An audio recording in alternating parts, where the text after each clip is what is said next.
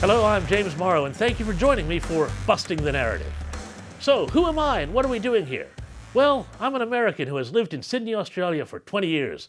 I'm the federal political editor of Sydney's Daily Telegraph, and I co-host a weekly current affairs show called Outsiders.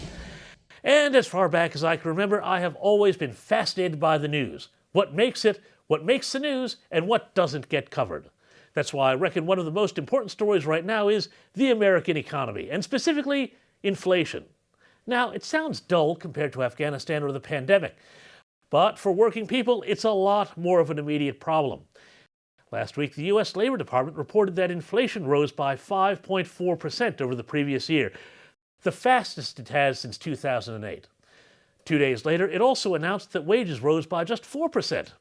In other words, workers, thanks to inflation, are taking a 1.4% pay cut. And there is more to come. Wholesale prices in the United States are up an insane 7.8%. Seafood is now so expensive many restaurants are taking it off the menu.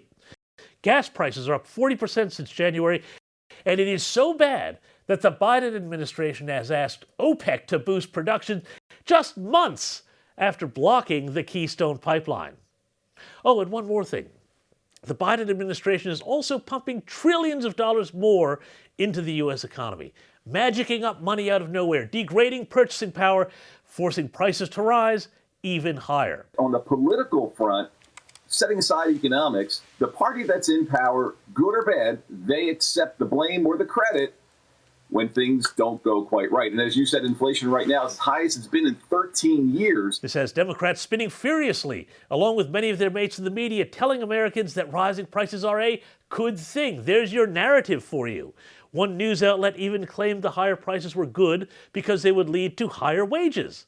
But of course, we have seen those wages aren't keeping up. Now, personally, I grew up in the 1970s. I have no joy in reporting this, but I suspect things will get worse before they get better. Some of my earliest memories are of sitting in the back seat of my dad's car as we waited in gas lines, and of seeing headlines and news reports of skyrocketing prices, to say nothing of defeats in the Middle East, such as the Iran hostage crisis, chaos on the border with Mexico, and so much else. And it all just has me thinking that America is living through a rerun of That 70s Show. I'm James Morrow, and I'll catch you next time for more Busting the Narrative.